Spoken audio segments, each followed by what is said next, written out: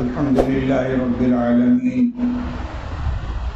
والصلاة والسلام على سيد الأنبياء والمرسلين سيدنا ونبينا ومولانا محمد وعلى آله وأصحابه أجمعين. أما بعد فأعوذ بالله من الشيطان الرجيم. بسم الله الرحمن الرحيم.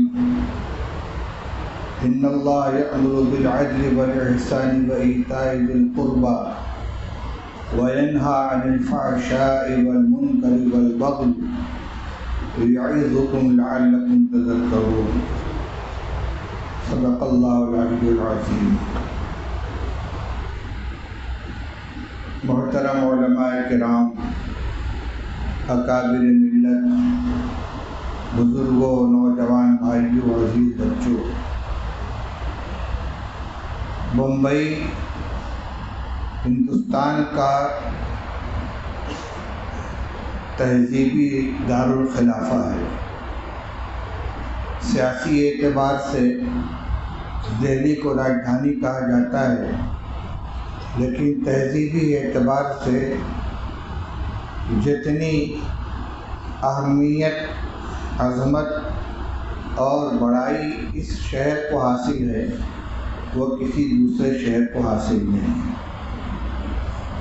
اور یہ مجمع البحار ہے. شاید پورے ہندوستان میں کوئی ایسا شہر نہیں ہوگا جہاں پورے ہندوستان کے ہر علاقے کے اتنے افراد مستقل سکونت اختیار کیے ہوئے ہوں اور اپنی صلاحیتوں سے اس شہر کو، یہاں کے باشندوں کو فیضیاب کر رہے ہیں. ہر اعتبار سے اللہ تعالیٰ نے اس کو ایک اہمیت عطا فرمائی. آپ حضرات نے سنا ہوگا کہ ابھی ایک ماہ پہلے دارالعلوم دیوبند میں اساتذہ کرام کے مشورے سے اصلاح معاشرہ کا ایک نظام ترتیب کیا گیا اور دیوبند اور اطراف دیوبند میں عملی طور پر اساتذہ کرام، مفتیان اعظام اور مبلغین نے دورے شروع کیے. مساجد میں بیانات ہونے لگے، اصلاحی کمیٹیاں قائم کی گئیں. اسی کے ساتھ دارالعلوم میں قائم رابطہ مدارس اسلامیہ عربیہ کی طرف سے پورے ملک میں جو رابطہ کی صوبائی شاخیں ہیں ان کے صدور کو بھی متوجہ کیا گیا کہ یہ کام کوئی وقتی نہیں ہے، کوئی علاقائی نہیں ہے، بلکہ پوری ملت کی ضرورت ہے. اور مدارس اسلامیہ اور علماء کرام، ان کی یہ سب سے پہلے ذمہ داری بنتی ہے کہ اپنے علاقے اور اپنے اطراف کے حالات کا جائزہ لیں، وہاں پنپنے والی برائیوں کی نشاندہی کریں، ان کی اصلاح کی کوشش کریں. الحمدللہ اس آواز کو لبیک کہا گیا اور ملک کے مختلف صوبوں سے خوشائن خبریں موصول ہونے لگیں. لیکن جس بڑے پیمانے پر اس کا استقبال بمبئی کے علماء نے، یہاں کے ذمہ داروں نے اپنی سرپرستی سے فرمایا ہے، میں اس کے لیے تہہ دل سے شکر گزار ہوں. اور میں سمجھتا ہوں یہ محنت وقتی نہیں بلکہ ایک مستقل جدوجہد کا آغاز ثابت ہوگی. اس موضوع سے متعلق مجھ سے پہلے دارالعلوم دیوبند سے تشریف لائے ہوئے حضرت مولانا مفتی ظاہر الاسلام صاحب زیدہ ملتوم، دارالعلوم میں قائم اصلاح معاشرہ کمیٹی کے کنوینر میرے عزیز مولانا محمد مزمل بدایونی اور مولانا ابو طالب رحمانی صاحب اور دیگر علماء کرام سے آپ تفصیلی بیانات سماعت فرما چکے ہیں. میں اس وقت چند مختصر باتیں آپ کے سامنے عرض کرنا چاہتا ہوں. ایک اصلاح اور ایک صلاح. اصلاح کا آغاز صلاح کے بعد ہونا چاہیے. اس لیے سب سے پہلی ذمہ داری ہماری یہ ہے کہ جو حضرات اصلاح کا بیڑا اٹھائیں، چاہے اپنے گھر میں ہو، چاہے اپنی مسجد میں ہو، چاہے اپنے محلے میں ہو، جس نیکی کی اور جس اچھائی کی دعوت دیں اور جس برے عمل اور برے اخلاق اور برے معاملے کی نشاندہی کر کے اس سے روکنے کی کوشش کریں، سب سے پہلے اپنا عملی نمونہ پیش کرنا چاہیے۔ مجھے واقعہ یاد آیا، مولانا محمد قاسم صاحب نانوتوی رحمۃ اللہ علیہ کے زمانے میں نکاح بیوگاں یعنی بیوہ عورتوں کے نکاح کو عیب سمجھا جاتا تھا۔ یہ اصل تو ہندوانہ ایک رسم تھی، لیکن جہالت کی بنا پر مسلمانوں میں بھی یہ برائی عام ہو گئی تھی۔ حضرت مولانا محمد قاسم صاحب نانوتوی رحمۃ اللہ علیہ دیوبند کی جامع مسجد میں نکاح بیوگاں کی اہمیت سمجھا رہے تھے کہ اسلام میں بیوہ عورتوں سے نکاح کرنے کی ترغیب دی گئی ہے۔ چنانچہ نبی کریم صلی اللہ علیہ وسلم کی 11 ازواج مطہرات میں ایک حضرت عائشہ رضی اللہ تعالی عنہا کے علاوہ باقی جتنی ازواج مطہرات تھیں یا مطلقہ تھیں یا بیوہ تھیں، آپ اس موضوع پر بیان فرما رہے تھے۔ مجمع سے ایک شخص اٹھا، اس نے کہا مولوی صاحب مجھے کچھ کہنا ہے۔ مولانا نے فرمایا بھائی مجھے چند منٹ کی مہلت دو، میں ابھی حاضر ہوتا ہوں، پھر جو کچھ کہنا ہوگا کہنا۔ حضرت کی ایک بوڑھی بہن تھی جو بیوہ تھیں اور ان کا دوسرا نکاح نہیں ہوا تھا۔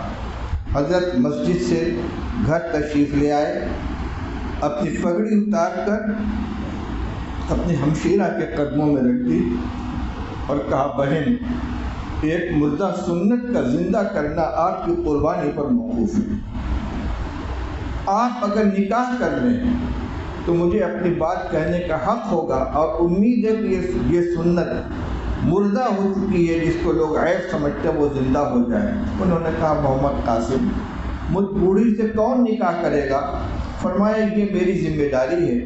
انہوں نے کہا ٹھیک ہے۔ مولانا فوراً اٹھے، اپنے ایک دوست سے جن کی بیوی کا انتقال ہو چکا تھا اور ان کا دوسرا نکاح نہیں ہوا، تو ان سے یہی گفتگو کی اور 2 گواہوں کو لا کر وہاں پر نکاح پڑھا دیا۔ اس کے بعد اٹھ کر مسجد میں تشریف لے گئے اور کہا ہاں بھائی، مجمع بیٹھا ہوا تھا، ہاں بھائی کون صاحب تھے، ان کو کیا کہنا ہے؟ انہوں نے کہا مولوی صاحب پہلے اپنی بیوہ بہن کا نکاح کرو، اس کے بعد کسی دوسرے سے کہنا۔ مولانا فرمایا الحمدللہ میں اس ذمہ داری کے سلوک و شکر آیا ہوں۔ ہم جہیز کی مخالفت کرتے ہیں، شادی میں رسم و رواج کی مخالفت کرتے ہیں، اسراف اور فضول خرچی کی مخالفت کرتے ہیں۔ ہمارے گھر میں بھی بچیاں ہیں، ہمارے گھر میں بھی بچے ہیں۔ ہم نکاح کا ایسا عملی نمونہ پیش کریں کہ پھر ہماری بات کے اندر قوت ہو، ہماری بات میں دم ہو، ہم ڈنکے کی چوٹ پر قوت کے ساتھ اپنی بات کہہ سکیں کہ بھائی سنت کے ساتھ مسجد میں سادگی سے نکاح کر دو۔ ہم دعوت تو اس کی دیں، مگر 100 روپئے کا شادی کارڈ چھپوائیں اور اعلیٰ درجے کے شادی گھر کے اندر سجاوٹ کے ساتھ نکاح کریں اور فضول خرچی کریں تو ہماری بات میں کیا دم ہوگا؟ اس لیے میں یہ عرض کرنا چاہتا ہوں کہ سب سے پہلا کام ہے اپنی اصلاح کا۔ ہم داعی بنیں، ایسا نہیں ہے کہ کسی بات کے کہنے سے پہلے 100% عمل کرنا شرط ہے، نہیں۔ ایک بات یہ بھی واضح کر دوں، قرآن پاک کی ایک آیت ہے کہ لِمَ تَقُولُونَ مَا لَا تَفْعَلُونَ، کہ تم وہ بات کیوں کہتے ہو کہ جو خود نہیں کرتے۔ مولانا اشرف علی صاحب تھانوی رحمۃ اللہ علیہ نے بیان القرآن میں اس آیت کی تفسیر کرتے ہوئے فرمایا ہے کہ اس آیت کا یہ مطلب نہیں ہے کہ بے عمل واعظ نہ ہو، بلکہ اس کا مطلب یہ کہ واعظ بے عمل نہ ہو، جو بات کہنی ہے اس پہ خود بھی عمل کرے۔ اس لیے آغاز ہم اپنی ذات سے کریں، اس کے بعد کلکم راعٍ وکلکم مسئول عن رعیتہ، ہر شخص ذمہ دار ہے اور اپنے ماتحت کے بارے میں اس سے پوچھا جائے گا۔ اپنے گھر کی اصلاح کریں، اپنے بچوں کو، بچیوں کو، گھر والیوں کو ان کو ان کی وضاحت، ان کی شکل صورت، ان کی نماز، ان کے اخلاق، ان کے معاملات کو دیکھیں، اس میں جو چیز قابل اصلاح اس کو درست کریں، پھر قدم آگے بڑھائیں۔ چنانچہ اس وقت جو اصلاح معاشرہ کا کام ہو رہا ہے، اس میں صرف بیانات پہ اکتفا نہیں کیا جاتا، بلکہ ہر مسجد میں اور ہر علاقے میں اصلاح معاشرہ کمیٹیاں قائم کی جا رہی ہیں۔ کچھ ذمہ دار متعین کیے جاتے ہیں تاکہ جو بیانات کے ذریعے جو ذمہ داری دی جائے، جن جذبات کو بیدار کیا جائے، ان کو معاشرے کے اندر پھیلانے کے لیے، ان سے کام لینے کے لیے افراد ہمارے پاس موجود ہوں۔ تو یہی افراد کہ جو اپنی ذات پہ بھی محنت کریں گے، اپنے گھر والوں پہ بھی محنت کریں گے، جب ان میں سے چند افراد مل کر اپنے محلے میں، اپنے مسجد کے نمازیوں پر، اپنے معاشرے میں کوشش کریں گے، محنت کریں گے، تو الحمدللہ آج بھی مسلمان ماننے کے لیے تیار ہیں۔ ان کو سمجھانے والا، ان کو اپیل کرنے والا جس انداز سے کام کرنا چاہیے کام نہیں کر رہا ہے۔ اللہ کا فضل ہے کہ اتنا بڑا مجمع، ظاہر بات ہے کہ آپ اپنی ذمہ داری کو محسوس کر کے یہاں تشریف لائیں۔ یہ بھی معلوم ہے کہ یہ اجلاس کس عنوان کے اوپر ہو رہا ہے، یہاں کیا باتیں بیان کی جائیں گی۔ آپ ان کو قبول کرنے کے لیے، ان کو سننے کے لیے، ان کو اپنے دل و دماغ میں بسانے کے لیے یہاں تشریف لائے ہیں، تو اس ذمہ داری کو محسوس کریں، اس کو اوڑھیں، اس کے لیے کوشش کریں۔ امر بالمعروف نہی عن المنکر، اچھی باتوں کا حکم دینا، بری باتوں سے روکنا، یہ اس امت کے برپا کرنے کا، اس کے پیدا کرنے کا بنیادی مقصد بیان کیا گیا ہے۔ الذین مکناہم فی الارض اقاموا الصلاۃ وآتوا الزکاۃ وامروا بالمعروف ونہوا عن المنکر۔ اللہ تعالیٰ نے فرمایا کہ یہ وہ امت ہے کہ ان کو اگر ہم روئے زمین میں اقتدار عطا کریں گے تو ایک تو یہ خود نماز قائم کریں گے، زکوٰۃ ادا کریں گے، یعنی مالی اور بدنی دونوں طرح کی عبادت پر اپنے آپ کو کھڑا کریں گے، اور اس کے بعد کا عمل کیا ہے؟ امروا بالمعروف ونہوا عن المنکر، اچھائیوں کو پھیلائیں گے، برائیوں کو مٹائیں گے۔ یہ عمل ہمارے بدن میں دوڑنے والے خون کی طرح ہے، ملت کی زندگی اسی کے اوپر موقوف ہے۔ آج اس ذمہ داری کی ادائیگی میں کوتاہی ہو رہی ہے، اور اسی وجہ سے برائیاں پھیلتی چلی جا رہی ہیں۔ ہمارے کتنے نوجوان ہیں جو نشے کے عادی ہو گئے ہیں، جوا کے اور سٹہ کے عادی ہو گئے ہیں، انہیں کوئی روکنے والا نہیں، کوئی ٹوکنے والا نہیں۔ اسی طرح موبائل کے ذریعے ہمارے گھروں کے اندر جو فحاشی اور عریانیت آ رہی ہے، ہمارے بچوں کے اخلاق بگڑ رہے ہیں، ہم اپنی ذمہ داریوں کو اس سلسلے میں صحیح معنی میں ادا نہیں کر رہے ہیں۔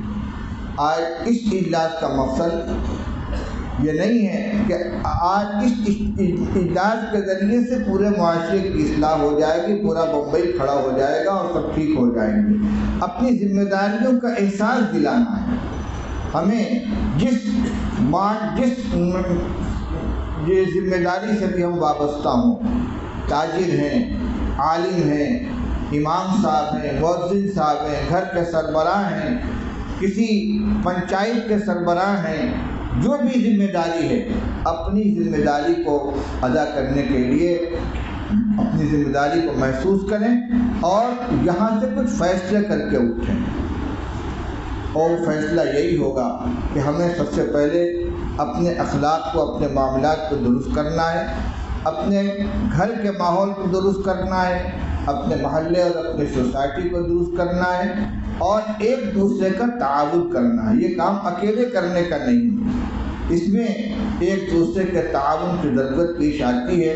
جب اکائیاں اکٹھا ہوں گی، افراد اکٹھا ہوں گے تو اس سے جماعت بنے گی، اور جماعت کے ذریعے جو محنت ہوگی انشاءاللہ وہ مؤثر ہوگی۔ اور پھر یہ کہ یہ وقتی کام نہیں بلکہ اس کو مسلسل جاری رہنا چاہیے۔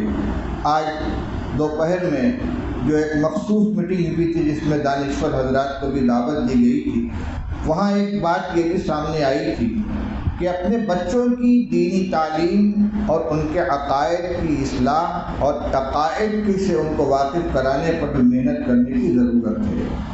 بچوں کی بنیادی دینی تعلیم پر توجہ دی جائے، ان کو ایمان کا مطلب سمجھایا جائے، ایمانیات سے ان کو آگاہ کیا جائے، ایک مسلمان ہونے کا کیا مطلب ہوتا ہے، کن باتوں کا ماننا اور جاننا ضروری ہے، گھر میں ان کی صحیح تربیت کی جائے۔ ابھی میرے عزیز مولوی مبشر احمد صاحب نے بتلایا کہ ایک کتاب انہوں نے حاصل کی ہے جس کا نام ہے بچوں کی تربیت کا اسلامی نظام۔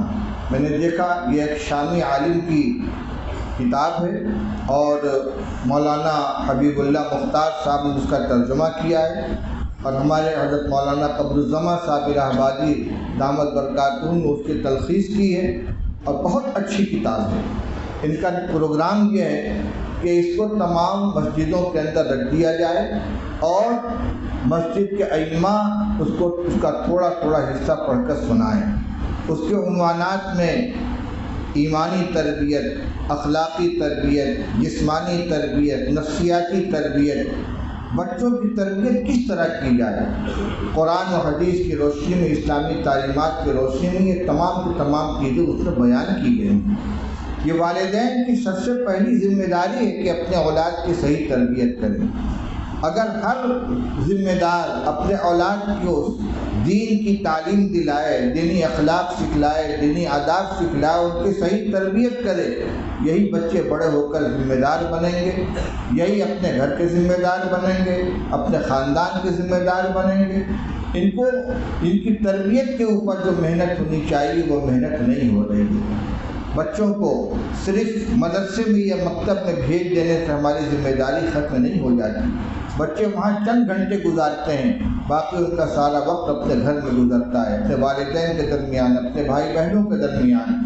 ان کو سکھلایا جائے، ان کو دعائیں سکھلائی جائیں، ان کو سنتیں سکھلائی جائیں، کھانے کا، سونے کا، اٹھنے کا، بیٹھنے کا، ملاقات کرنے کا اسلامی طریقہ کیا ہے، چھوٹی چھوٹی دعائیں سکھلائی جائیں، کلمہ بتلایا جائے، کلمہ طیبہ ہے، کلمہ شہادت ہے، اسی طرح درود شریف ہے، استغفار ہے، اور مختلف مواقع کے جو اذکار ہیں، الحمدللہ، سبحان اللہ، ماشاء اللہ، جزاک اللہ، یہ ان کی زبان کے اوپر جاری ہو۔ ایک روایت یاد آئی، حضرت عائشہ رضی اللہ تعالیٰ عنہ کی حدیث ہے، فرماتی کان رسول اللہ صلی اللہ علیہ وسلم یذکر اللہ فی کل احیانہ، کہ اللہ کے رسول صلی اللہ علیہ وسلم اپنے تمام اوقات میں اللہ کا ذکر کرتے تھے۔ ہمارے استاد گرامی حضرت مولانا فخر الدین صاحب مراد آبادی رحمۃ اللہ علیہ نے درس بخاری شریف میں اس حدیث کی تشریح کرتے ہوئے فرمایا تھا کہ یہاں احیان سے مراد احیان متعاقبہ ہیں، یعنی جتنے حالات آتے ہیں، ایک وقت ہے کھانے کا، ایک ہے سونے کا، ایک ہے بیدار ہونے کا، ایک استنجا کے لیے جانے کا، ایک مسجد میں داخل ہونے کا، اسی طرح کبھی خوشی کا، کبھی غم کا، جتنے حالات آتے ہیں ہر موقع کے لیے رسول اللہ صلی اللہ علیہ وسلم کے پاس کچھ اذکار تھے۔ غم کی خوشی، غم کی خبر سنی تو انا للہ و انا الیہ راجعون، کوئی اچھی خبر سنی تو الحمدللہ، کسی نے کوئی احسان اور کیا، سلوک کیا تو جزاک اللہ، چھینک آئی تو الحمدللہ، جواب میں یرحمک اللہ، مسجد میں داخل ہو رہے تو اس کی دعا، نکل رہے تو اس کی دعا، استنجا کے لیے جا رہے تو اس کی دعا، نکل رہے تو اس کی دعا، سونے کے لیے بستر پر گئے تو دعا پڑھ کر اٹھے تو اس وقت کی دعا، یہ جو اور تمام موقع کی دعائیں ہیں یہ سب اللہ تعالیٰ کے نام ہیں، سب اذکار ہیں۔ اگر ان چھوٹی چھوٹی دعاؤں کو اپنے بچوں کو ہم سکھائیں گے اور وقت پر ان کو ٹوک کر اس کا اجرا کرائیں گے، اس پر عمل کرائیں گے، تو یہ اللہ کا نام جو صبح سے لے کر شام تک بار بار بچے کی زبان کے اوپر جاری ہوگا، دل میں اللہ کی عظمت پیدا ہوگی، ان کی محبت پیدا ہوگی، اور یہ ان کے ایمان کی آبیاری کا کام کرے گا۔